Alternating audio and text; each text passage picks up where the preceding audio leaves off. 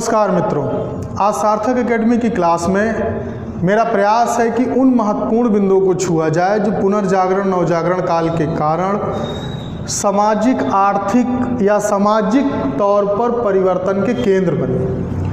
British government ने या British सरकार ने, ब्रिटिश इंडिया कंपनी ने भारत में कुछ सामाजिक सुधार समय समय पर किए जो बेहद महत्वपूर्ण हैं। आज हम उन पर चर्चा करेंगे। अगर इस कड़ी को मैं आगे बढ़ाऊं तो यहाँ ये जानना ज़रूरी है कि क्या ये सुधार उन्होंने बिना मांगे हमें दिए। तो पिछले वीडियो में मैंने चर्चा की है कि कैसे राजा राम मोहन राय ने सती प्रथा के विरुद्ध आवाज़ उठाई, 1 लाख लोगों के सिग्नेचर कराए। ये भी सत्य है कि राधाकांत देव सती प्रथा के समर्थक के तौर पर उभरे।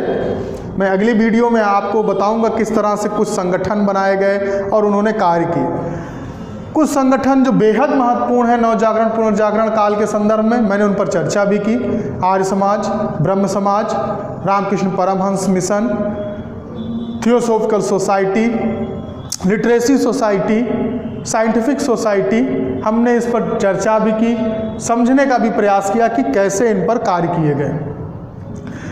देखिए, खंड शिक्षा अधिकारी के लिए हो या आप किसी भी बड़े आयोग के लिए आप एग्ज़ाम की तैयारी कर रहे हैं, कंपटीशन की तैयारी कर रहे हैं, तो ज़रूरी होता है ये जानना कि आधुनिक भारत में किस सन में क्या कार्य किया गया। सबसे महत्वपूर्ण सन है 1794।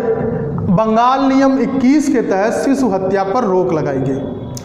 हम भी जानते हैं आज भी भ्रूण हत्या पर हम रोक लगा रहे हैं, प्रयास कर रहे हैं कि बालिका और बालक ये जांच कर कर किसी को गर्भ में ही ना मारा जाए। अंग्रेजों ने भी शिशु हत्या पर रोक लगाई थी। यहाँ ये बात ध्यान रखने वाली होगी कि यहाँ पर एक शब्द का प्रयोग हुआ है, बंगाल नियम। दरअसल तीनों प्रेसिडेंसी, मद्रास, कलकत्ता और बंबई को अपने लिए कानून बनाने के अधिकार दिए गए थे। इसी क्रम में बंगाल ने एक नियम 21 बनाया जिसके द्वारा उसने शिशु हत्या पर रोक लगा दी। सर जॉन शोर उस समय बंगाल के गवर्नर हुआ करते थे। 1829 में राजा राम मोहन राय के प्रयास से सती प्रथा पर रोक लगाई गई।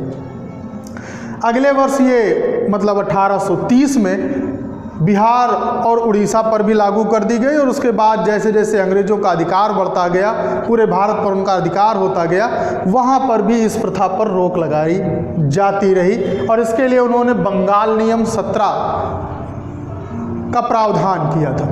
अब थोड़ा सती प्रथा पर प्रकाश डाल लेते हैं, ये होती क्या है। सती प्रथा के तहत ये नियम हुआ करता था कि अगर किसी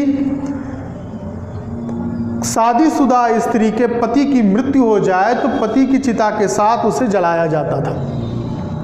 पहले ये ऐच्छिक हुआ करता था। अथर्ववेद में भी एक प्रसंग मिलता है कि 2 बच्चे जाकर अपनी माँ से कहते हैं कि वो चिता पर से उतर जाए, क्योंकि अगर वो भी पिता के साथ जल जाती है तो हम अनाथ हो जाएंगे। लेकिन यहाँ ध्यान देना होगा कि वो सती प्रथा जैसा संकेत है, सती प्रथा का स्पष्ट उल्लेख नहीं है।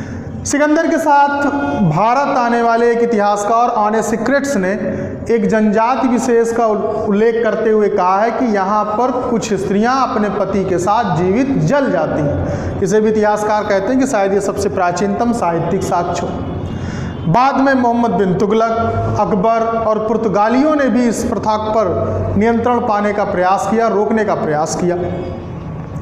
510 ईस्वी में इसका पहला अभिलेखी साक्ष्य एरण से मिलता है, जहां भानुगुप्त और गोपराज का उल्लेख होता है कि जहां भानुगुप्त के सेनापति गोपराज की पत्नी गोपराज के मृत्यु होने के कारण सती होती है। एक ऐसी घटना का उल्लेख एरण में, मध्य प्रदेश में स्थित एरण में एक शिलालेख से मिलता है। तो कह सकते हैं कि 510 ईस्वी में सती प्रथा का पहला अभिलेखी साक्ष्य मिलता है। लेकिन अंग्रेजों ने बंगाल नियम 17 के तहत लॉर्ड विलियम बेंटिंग के समय इस पर रोक लगाई गई। जरा समझ लेते हैं कि इस पर रोक लगाने के लिए राजा राम मोहन राय की क्या भूमिका थी। उन्होंने एक जागरूकता अभियान चलाया, 1 लाख लोगों के सिग्नेचर कराकर ब्रिटिश सरकार पर यह दबाव डाला कि उस क्रूर प्रथा पर नियंत्रण रखें। देखिए, यहाँ पर मैं आपको समझाना चाहता हूँ, सती प्रथा से महिलाओं को बचा लेने से समस्या हल नहीं होने वाली थी। जो विधवाएं बच जाएंगी उनका जीवन बड़ा नरकी होगा। सिर का मुंडन करवाना, किसी भी शुभ कार्य में उनका जाना अपशगुन माना जाएगा, श्वेत वस्त्र पहनना, घर के कोने में रहना, संपत्ति के अधिकार नहीं। ऐसी स्थिति में उनका जीवन यापन बेहद कठिन हो जाता था। यहाँ मैं आपको ध्यान दिलाना चाहूँगा प्रेमचंद की कई रचनाएं, जिनमें से आप देख सकते हैं 4 बेटों की माँ में उन्होंने इस प्रथा का उल्लेख किया है। इस प्रथा में, सती प्रथा में इसका सही ट्रीटमेंट, या आप कह सकते हैं कि विधवाओं, सती प्रथा से बचाने के बाद जो विधवाओं की दशा है उसे कैसे सही किया जाए, वो प्रयास 1856 में विधवा पुनर्विवाह कानून लागू होने से पूरा होता है। तो मैं कह सकता हूं कि 1829 में जो महिलाओं के लिए सती प्रथा पर नियंत्रण था वो 1856 में जाकर पूरा होता है, जब ईश्वरचंद विद्यासागर के प्रयास से 1856 में विधवा पुनर्विवाह कानून लागू होता है। और यहाँ मैं ये भी कहना चाहूँगा कि ईश्वरचंद विद्यासागर पहले ऐसे समाज सुधारक थे जिन्होंने इस नियम को सिर्फ दूसरों के लिए नहीं पारित करवाया, बल्कि अपने खुद पुत्र की शादी भी एक विधवा स्त्री से कराई। यहाँ इम्पोर्टेंसी क्या है, 1856 में जब ये कानून बनकर तैयार हुआ था तब भारत का गवर्नर जनरल डलहौजी था, लॉर्ड डलहौजी। लेकिन जब ये पारित किया गया तब लॉर्ड कैनिंग था। तो पारित होते समय कौन था?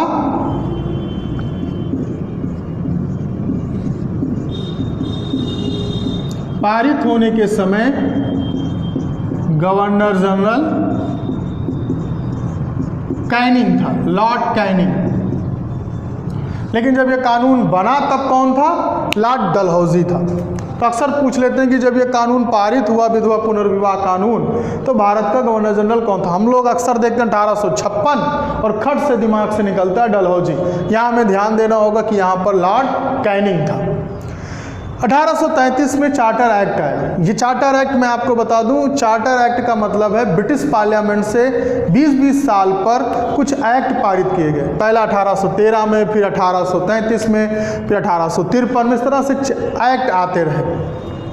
ये ब्रिटिश पार्लियामेंट से पारित किए गए थे। इसमें दास प्रथा रोकने पर प्रस्ताव पारित किया गया था कि भारत में दास प्रथा पर रोक लगाई जाएगी। लेकिन आप जानते हैं 10 साल बाद 1843 में लॉर्ड एलनबरो के समय दास प्रथा पर रोक लगाने संबंधी कानून बनाए गए। मंशा जाहिर की गई 1833 के चार्टर एक्ट में, लेकिन रोक लगाई गई 1843 में। और तब गवर्नर जनरल कौन था? Lord Ellenborough. 1843 में नर बलि पर रोक लगाई गई। भारत में कुप्रथा के तौर पर माँ काली को प्रसन्न करने के लिए तमाम अवसरों पर बलि दी जाती थी, उस बलि पर भी रोक लगा दी गई। 1872 देखिए, महिलाओं की कम उम्र में शादी करके, क्योंकि एक पुरानी धारणा थी बच्चों का जन्म और उसके साथ उनके विवाह के साथ ही माता पिता अपने दायित्व से मुक्त हो जाते थे। आज की तरह वो सोसाइटी नहीं थी जहाँ पर पढ़ाई लिखाई और एक कैरियर की बिल्डअप सोच रखी जाती थी। वहाँ विवाह करना ही, और ख़ासतौर से लड़कियों की विवाह जल्द से जल्द कर देने की प्रथा थी। मुझे आप भी जानते होंगे कि राजपूत काल के समय जब भारत में हर्ष के बाद 9 साल की स्त्री के लिए गौरी लिखा गया है और उस्मान स्मृति में कहा गया कि वो सबसे उपयुक्त समय है विवाह का। ऐसी स्थिति में विवाह एक्ट पारित किया गया, ब्रह्म विवाह एक्ट, सिविल मैरिज एक्ट 1872 में। लेकिन ये विवाह एक्ट 1872, 1892 और 1829 में शारदा एक्ट, 3 जो नियम पारित हुए उनको मिलाने से ही पूरा होता है। 1872 में बहुविवाह पर रोक लगा दी गई।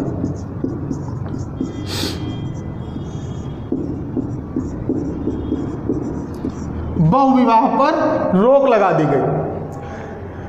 शरद चंद्र का एक उपन्यास है ब्राह्मण की बेटी, आप अगर उसे पढ़ेंगे तो बंगाल में उस समय किस तरह से एक जमींदार कितने विवाह करता था उसका वर्णन आपको मिल जाएगा। बंगाल बड़े बड़े लोगों में एक प्रथा प्रचलित थी कई विवाहों की, जिससे महिलाओं की दशा बेरी बहुत दयनीय, और या मैं स्पष्ट शब्दों में कहूँ तो उन्हें मानवतावाद के नज़रिए से नहीं देखा जाता था, बल्कि भोग विलास की एक वस्तु समझा जाता था। ऐसी क्रूर प्रथा पर इसके द्वारा रोक लगाई गई। 1892 में age of consent bill Behram ji Malabari के प्रयास से आया।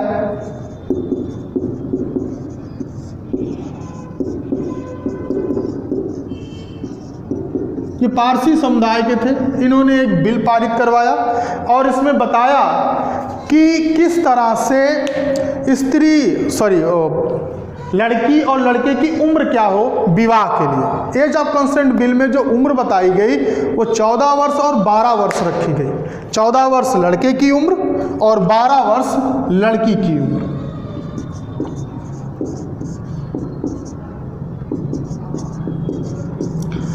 चौदह वर्ष लड़के की आयु, 12 वर्ष लड़की की आयु रखी गई। लोकमान्य तिलक ने इसका विरोध किया, उन्होंने माना कि ये उम्र ज़्यादा होती है। तो ये पारसी समुदाय पर तो लागू हुआ, लेकिन हिंदू समुदाय पर ये लागू नहीं हो सका। मैं आपको एक महत्वपूर्ण तथ्य भी बता दूं, बहराम जी मालावारी और MG रनाडे ने विधवा पुनर्विवाह कानून पारित करने में बहुत मदद की थी ईश्वरचंद विद्यासागर की। ईश्वरचंद विद्यासागर नारी शिक्षा से या कन्या शिक्षा से भी जुड़ते हैं, जिन्होंने बंगाल के कई गांवों में, छोटे छोटे गांवों में प्राइमरी एजुकेशन के लिए स्कूल स्थापित किए थे। इसके बाद जो सबसे महत्वपूर्ण विवाह के लिए कानून पारित किया गया वो 1829 में शारदा एक्ट था। शारदा एक्ट इसे पारित कराया था अजमेर के हरविलास शारदा जी ने। किसने? हरविलास शारदा जी ने। इसमें अब जैसे हमने पहले देखा एज ऑफ कंसेंट बिल में 14 और 12 वर्ष की उम्र थी, तो यहाँ पर कितनी रखी गई ये भी महत्वपूर्ण है। यहाँ ठीक दुगना कर दिए, इसमें बढ़ा दिया गया 14 से 18 वर्ष और लड़की की उम्र कर दी गई 14 वर्ष। मतलब 18 वर्ष लड़के की उम्र और 14 वर्ष लड़की की उम्र। इस तरह से ये कानून बनाया गया और आज़ादी के समय तक लगभग यही चलता रहा, फिर बाद में संशोधन किए गए। यहाँ मैं आपका ध्यान एक बार फिर से एक महत्वपूर्ण बिल की तरफ लेकर जाऊंगा, 1833 या 1843 दास प्रथा पर रोक। यहाँ आपको ये ध्यान देना होगा दास प्रथा पर रोक लगाने का मकसद क्या था। देखिए, जमींदारों के पास से जब तक दास मुक्त नहीं होंगे तब तक इंडस्ट्री में काम करने के लिए मजदूर नहीं मिलेंगे। इसलिए दासों को मुक्त कराकर औद्योगिक विकास में मजदूर ढूंढने की प्रथा के तहत इस पर रोक लगाया गया था। कोई बहुत बड़ा क्रांतिकारी सुधार हमारे लिए करने का प्रयास अंग्रेजों का नहीं था, लेकिन ये सत्य है कि इन सब के कारण कहीं ना कहीं मानवीय पक्ष में या मानवतावाद की एक बीज को अंग्रेजों ने ना चाहते हुए भी रोपित कर दिया था। सबसे महत्वपूर्ण तथ्य याद रखना होगा कि 1857 के बाद अंग्रेजों की रुचि समाज सुधार के प्रति बेहद कमज़ोर हो गई, क्योंकि 1857 में जब प्रथम स्वतंत्रता संग्राम हुआ या गदर हुआ तो उसके बाद उसमें जिस तरह से रियासतों ने भाग लिया, उन्होंने आम जनमानस के प्रति अपने कार्य को रोककर उनकी संतुष्टि या उनको अपनी तरफ मिलाने के लिए कार्य प्रारंभ कर दिया और फूट डालो राज करो की नीति पर वो आगे बढ़ने लगे। मुझे उम्मीद है कि ये सारे महत्वपूर्ण फैक्ट आपकी परीक्षा के लिए बेहद महत्वपूर्ण हैं। मैं आपके लिए और महत्वपूर्ण तथ्य से जुड़े हुए समय समय पर लाता रहूँगा। यदि आपको ये वीडियो पसंद आया है तो लाइक करें, शेयर करें और जो नए व्यूवर्स हैं वो इसे सब्सक्राइब भी हमारे चैनल को ज़रूर करें। हमारा परीक्षा उपयोगी एक टेलीग्राम लिंक भी है जो आपको डिस्क्रिप्शन बॉक्स में मिल जाएगा। आप उससे भी जुड़कर मैटर, पढ़ाई या स्टडी के मैटर ले सकते हैं, जिस पर हम खंड शिक्षा विकास अधिकारी से संबंधित मैटर निःशुल्क आपको उपलब्ध कराते रहेंगे। हमारे साथ बने रहने के लिए आपका आभार।